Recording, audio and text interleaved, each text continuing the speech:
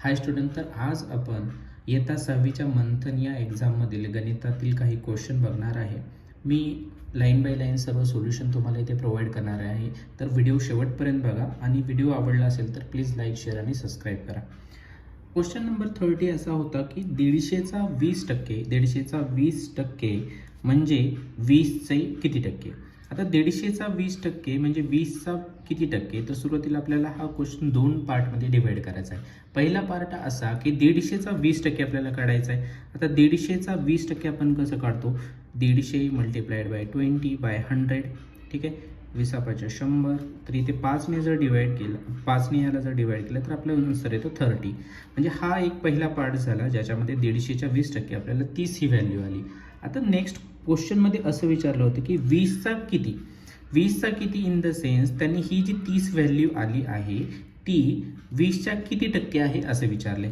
मग आता हे आपण कसं करणार, 30 म्हणजे ज्याची टक्केवारी आपल्याला काढायची ती आपण इथे लिहिणार. आणि जसं कालच्या मागच्या व्हिडिओमध्ये आपण डिस्कस केलं होतं की ज्याची व्हॅल्यू काढायची आहे आपण ते वरती आणि ज्याच्याशी रिलेटेड करायचे आहे ते खालती मल्टिप्लाइड बाय 100. म्हणजे हे डेनॉमिनेटरला लिहिणार, हे न्यूमरेटरला. आणि याचं कॅल्क्युलेशन केल्याच्या नंतर किती येतं, 20×100 आणि हे 150. ठीक आहे, तर ऑप्शन नंबर 4 हे करेक्ट ऑप्शन आहे.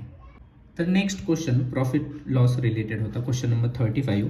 तर यात असं सांगितलेलं की विश्वाने 8 लाख रुपयास घेतलेली 4 चाकी गाडी -15 तोट्याने विकली तर तिला किती रुपये ग्राहकाकडून मिळतील. आता इथे बघा, इथे काय दिले की बाईंग प्राईजची 8 लाख रुपये आहे. आता इथे तोटा म्हणले लॉस दिलेला आहे.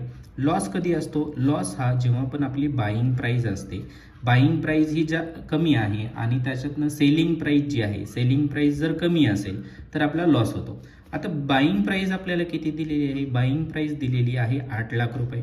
ठीक आहे, आणि त्यांनी असं सांगितले की 15% लॉसनी त्याने विकली आणि मग त्याच्या हातामध्ये किती पैसे आले.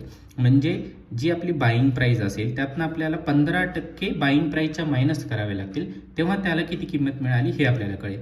मग हे कसं काढणार आपण, तर हे 8 लाख मायनस 8 लाखाच्या 15% आपल्याला करायचं आहे. त्यामुळे 8 लाख मल्टिप्लाइड बाय 15/100. तर हे किती झालं, 2 कटले 15×8 = 20 म्हणजे 1,20,000. म्हणजे फायनल आन्सर आपलं काय असेल, 8 लाखमधनं हा जो लॉस आहे 1,20,000 रुपये म्हणजे 6,80,000 रुपये आपलं फायनल आन्सर असेल. तर नेक्स्ट क्वेश्चन आहे क्वेश्चन नंबर 36. तर क्वेश्चन असा होता की एका गावातील लोकसंख्या ही 4,500 इतकी आहे. ती दर वर्षांनी 20% वाढते. तर 3 वर्षाअखेर त्या गावची लोकसंख्या किती. आता इथे 3 टर्म आपल्याकडे आहेत. एक गावची लोकसंख्या 4,500, परत ती 20% दरवर्षी वाढते आणि 3 वर्षासाठी वाढते.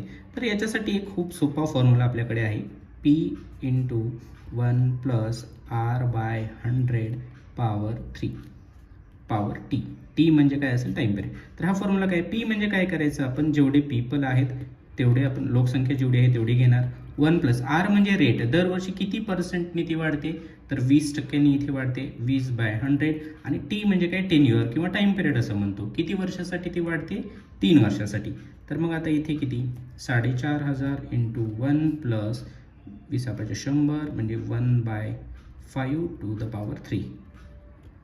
4,500 × 1 इथे 5×1 = 6/5 × 3 म्हणजे 4,500 × 6/5 मल्टिप्लाइड बाय 6/5 मल्टिप्लाइड बाय 6/5. तर हे किती येतं,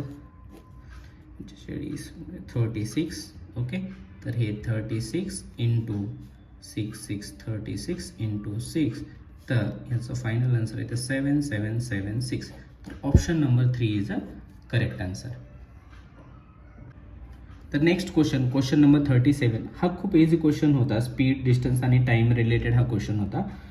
तर ताशी 120 किमी वेगाने, म्हणजे स्पीड आपल्याला दिली 120 km/h. त्यानंतर आपल्याला काय दिले, जाणारी रेल्वे 2.75 तासात, म्हणजे टाइम पिरियड पण आपल्याला दिले आहे 2.75, किती अंतर पार करेल. म्हणजे डिस्टन्स जे आहे ते डिस्टन्स आपल्याला फाइंड करायचं आहे. आता आपल्याकडे फॉर्म्युला आहे स्पीड = डिस्टन्स अपॉन टाइम. ठीक आहे, स्पीड आपल्याकडे दिली आहे 120 इक्वल्स टू डिस्टन्स आपल्याला फाइंड करायचं आहे म्हणजे डी लिहिणं.